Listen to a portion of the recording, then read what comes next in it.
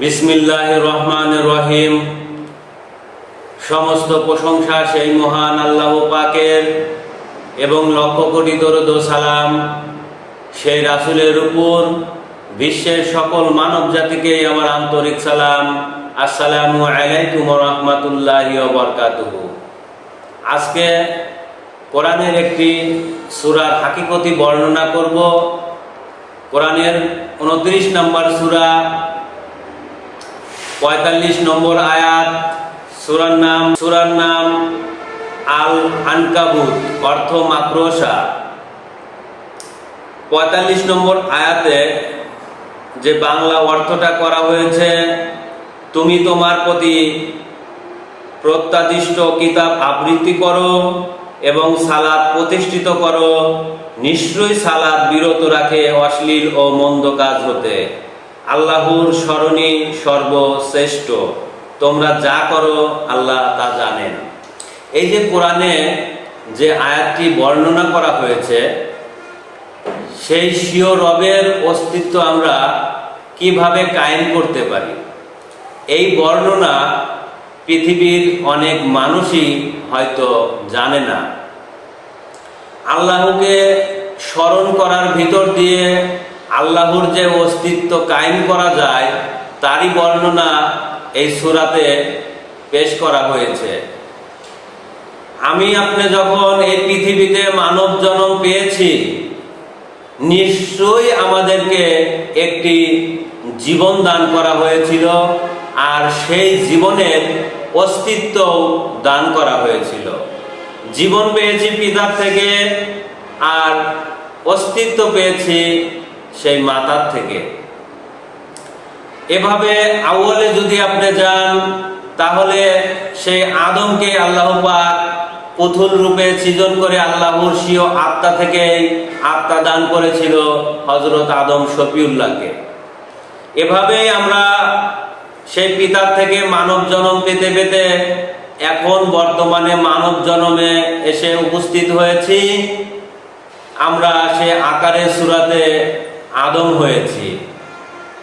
এবার আসেন, পৃথিবীতে আল্লাহর সৃষ্টির জগতে অসংখ্য প্রকার জীবন আছে। সেই জীবনগুলো এই মানুষের ভিতরে ভরে দেওয়া আছে।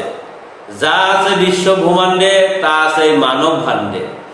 এবার আল কোরআন আমাদেরকে যে স্বীয় রব বা স্বীয় দিন দেখিয়েছে, যে স্বীয় সালাতকে কিতাবকে আবৃত করতে বলেছে, স্বীয় সালাতকে প্রতিষ্ঠিত করতে বলেছে, আমাদেরকে নির্দিষ্ট কাল পর্যন্ত আবে হায়াত দান করা হয়েছে।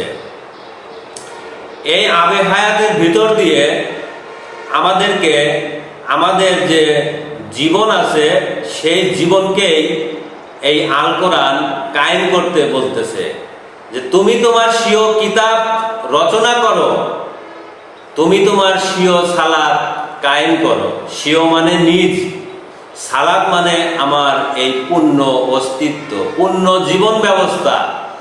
আর এই জীবন ব্যবস্থা কায়েম করতে গেলে সর্বপ্রথম আপনাকে সেই জীবনের যে মালিক, তারই কাছে আপনার আত্মসমর্পণ করতে হবে।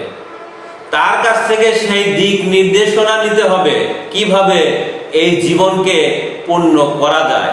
কারণ আপনারা বনি মানব, আর এই বনি মানব মরার ভিতর দিয়ে এই মানব জীবনে আসে, তাদের কোনো হুঁশ নেই, যার কারণে তারা পৃথিবীতে অধর্মর কাজ করে বেড়ায়। আপনাকে যে কাজটি করতে হবে, প্রথমে আপনাকে ঈমান আনতে হবে যে আপনি যদি সেই মানুষের জীবনকে পূর্ণ করতে চান, তাহলে আপনাকে মানব গুরুর কাছে গিয়ে আত্মসমর্পণ করতে হবে। আর সেই অস্তিত্বের যে দানকারী এই নারী সত্তা, তার কাছ থেকে এই দেহভাণ্ড পবিত্র করার এবং তাকে কিভাবে নিজের করে নেওয়া যায়, তারই হুকুমত নিতে হবে। এবার আসি, এই যে জীবন, যেটা এই সূরার ভিতর বলা হয়েছে যে আল্লাহর স্মরণই সর্বশ্রেষ্ঠ, ঠিক আপনার ভিতরে যে মূল জীবনটা আছে ওটাই আপনার স্বয়ং স্রষ্টা প্রদত্ত জীবন, ওটাই আপনার সেই স্রষ্টা। সেই জীবন থাকলে আপনি জীবিত থাকেন, আপনার সবকিছু থাকে, আর সেই জীবন না থাকলে আপনি মরার ভিতর শামিল হবেন। তাহলে আপনাকে সেই জীবনকে সবসময় স্মরণ করে চলতে হবে। আর সেই জীবনের যে অস্তিত্ব আছে এদেরকে সেই জীবনের সঙ্গে মিলিত করতে গেলে পূর্ণ পবিত্রতা জীবন আপনাকে ধারণ করতে হবে। তাই এই সূরার ভিতর বলেছে যে সালাত অশ্লীল কাজ থেকে বা মন্দ কাজ থেকে তোমাকে বিরত রাখতে বলে। যখন আপনি স্বীয় সালাতকে কায়েম করবেন, স্বীয় অস্তিত্বকে, স্বীয় কিতাবকে অর্জন করবেন, তখন সর্বক্ষণ আপনাকে সেই স্বীয় অন্তরকে নিয়ে পথ চলতে হবে। সব সময় তাকে স্মরণ করতে হবে, আল্লাহ আমি খাচ্ছি, আল্লাহ আমি ঘুমাচ্ছি, আল্লাহ আমি কাজ করতেছি, পোশাক পায়খানা, খাওয়া দাওয়া, চলাফেরা যা কিছু আছে সব কিছু আপনাকে আপনার স্বীয় যে অন্তর, স্বীয় রব আপনাকে দান করা হবে, দেখানো হবে।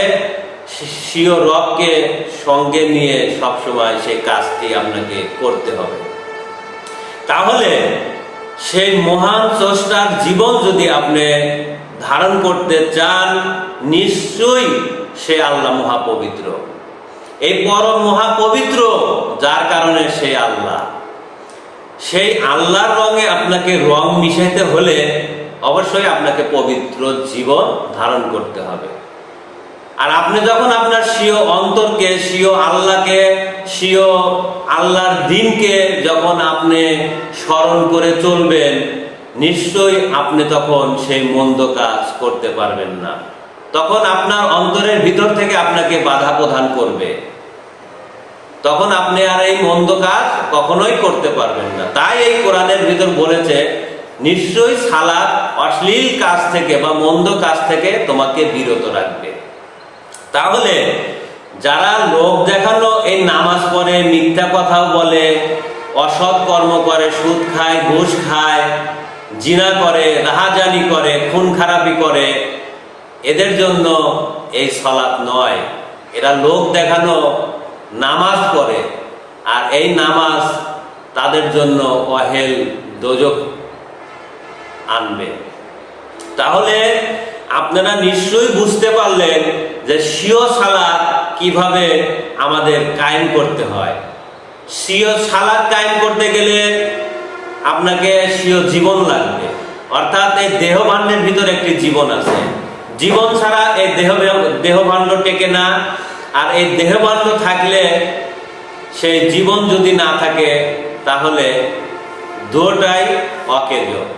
জীবন ছাড়া যেমন এই দেহভাণ্ডের কোনো কিছু সুখ শান্তি থাকতে পারে না, তেমনি আবার সেই জীবনের অস্তিত্ব না থাকলে, তাই আমাদের যেমন এই দেহভাণ্ড নিজের করে নেওয়ার প্রয়োজন, তেমনি আমাদের জীবনটা নিজের করে নেওয়া প্রয়োজন।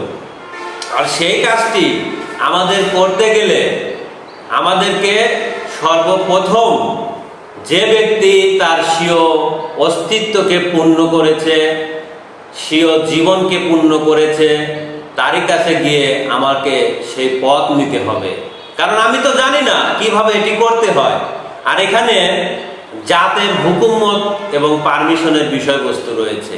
আপনি যখন একটি নির্দিষ্ট একটি জাতের জীবন অর্জন করবেন, সেই জাতের হুকুমত ছাড়া, সেই জাতের কালেমা ছাড়া কখনোই আপনি সেই জাতে প্রবেশ করতে পারবেন না। এটাই সত্যি। তাই প্রত্যেকটা জাতে জাতে যেমন আল্লাহ পাক নবী প্রেরণ করেছেন, প্রত্যেকটা জীবনেরই আলাদা আলাদা সুরত আছে, অস্তিত্ব আছে, তাদের আলাদা আলাদা ধর্ম আছে। মানুষের ধর্ম পালন করে মানুষ হওয়ার জন্য, তাইলে আমি আপনি যদি মানুষ হতে চাই, এই মানুষের চরিত্র হবে সর্বশ্রেষ্ঠ, মানুষের গুণটা হবে সর্বশ্রেষ্ঠ পবিত্র গুণ। মানুষের আখলাক চরিত্র এতটাই পবিত্র হতে হবে যেমন পবিত্র সেই স্বয়ং স্রষ্টা। আর সেই স্বয়ং স্রষ্টার যে সহধর্মিণী আছে, সেই আদিমাতা, সেটা এই অস্তিত্বর হুকুমত তিনি দান করবেন, যাতে করে আপনি আপনার স্বীয় অস্তিত্বকে পবিত্র করে সেই স্বীয় জীবনের সাথে একত্রিত করে স্থায়ী জীবন লাভ করেন, অনন্তকালের জন্য জান্নাতি জীবন, সুখময় জীবন পান, স্বর্গীয় জীবন পান। ঠিক এই কাজটি করার জন্যই আল কোরআন পথ দেখিয়েছে। কিন্তু দেশ বিদেশে অনেক ধর্মগুরু আছে, যারা সেই ধর্মের গুরু সেজে বসে আছেন, তারা এই জীবনের কথা বলেন না। একটি জীবন এবং সেই জীবনের অস্তিত্ব, সে বিষয়ে তাদের কোনো জ্ঞান নেই, ধারণাই নেই। তারা এই যে সালাত, এই সালাত বিষয়ে তাদের কোনো ধারণা নেই, জীবন বিষয়ে তাদের কোনো ধারণা নেই। আপনাকে যেমন ভালো কর্ম করতে হচ্ছে, এই ভালো কর্মটা আমি কি জন্য করব? কারণ আমি যদি পবিত্র জীবন ধারণ করতে চাই, তাহলে আমার ওই অস্তিত্বকে পবিত্র করতে হবে। কেননা এই অস্তিত্বের ভিতরে যে সকল জীবন আছে, এই সকল জীবন এই সৃষ্টির থেকে আসে। সৃষ্টিকারা পৃথিবীতে প্রকাশ আপনারা যা দেখতে পান, গরু, ছাগল, পশু, পাখি, মাছ, বৃক্ষ, লতা পাতা, সকলের জীবন এই মানব ভাণ্ডে। তাই এক একটা জীবন দিয়ে এক একটা সময় তারা এই মানব জীবনকে পরিচালিত করে যাচ্ছে। তারা সেই পরমের সাথে, পরম জীবনের সাথে কখনোই একত্রিত হচ্ছে না, কারণ পরম জীবনটা মহাপবিত্র। সেই জীবনের ধর্মকর্ম আলাদা রয়েছে। আর যখন মানুষ মিথ্যা, অসৎ, অপকর্ম করে, নিশ্চয়ই আপনি জেনে রাখেন সেটা নফসে আম্মারা হতে আসে। সেই নফসে আম্মারারাই এই মন্দ কাজ করে এই মানুষের ভিতর থেকে। তাহলে এই মানুষের ভাণ্ডের ভিতরে অসংখ্য প্রকার জীবনটা আছে, সেই জীবনগুলো কাজ করে। আর সেই জীবনগুলোকে আমাকে ভালো করতে, পবিত্র করতে, সেই স্বয়ং আল্লাহর জীবনকে আমার অনুসরণ করতে হয়। আল্লাহ একটি জীবন, সেই জীবনকে আমাকে স্মরণ করতে হয়। তার কারণে এই সূরার ভিতর বলেছে আল্লাহর স্মরণই সর্বশ্রেষ্ঠ। এই সর্বশ্রেষ্ঠ স্মরণ করে আপনি সর্বশ্রেষ্ঠ অস্তিত্বের জীবন কায়েম করতে হবে। এটাই সত্য। এটা যদি কোনো মানব যদি করতে চায়, তাহলে তাদের জন্য পথ খোলা হয়েছে। তাদের জন্যই এই বিশ্ব দরবারে ইন্টারনেট করছি, যাতে করে এই পৃথিবীর সকল বনি মানুষ তাদের ধারে ধারে পৌঁছে যায়। অবশ্যই আমার এই ভিডিওটি যদি আপনাদের ভালো লাগে, আমার এই কথাগুলো যদি ভালো লাগে, আমার চ্যানেলটি সাবস্ক্রাইব করে আমার পাশে থাকুন এবং ধর্মীয় সকল তথ্য জানতে আমাকে কমেন্ট করুন। এই বলে আমি আমার বক্তব্য এখানেই শেষ করছি। সুবহানাল্লাহি ওয়া বিহামদিহি, সুবহানাল্লাহিল আযীম। আসসালামু আলাইকুম ওয়া রাহমাতুল্লাহি ওয়া বারাকাতুহু। সকল জীবের কল্যাণ হোক।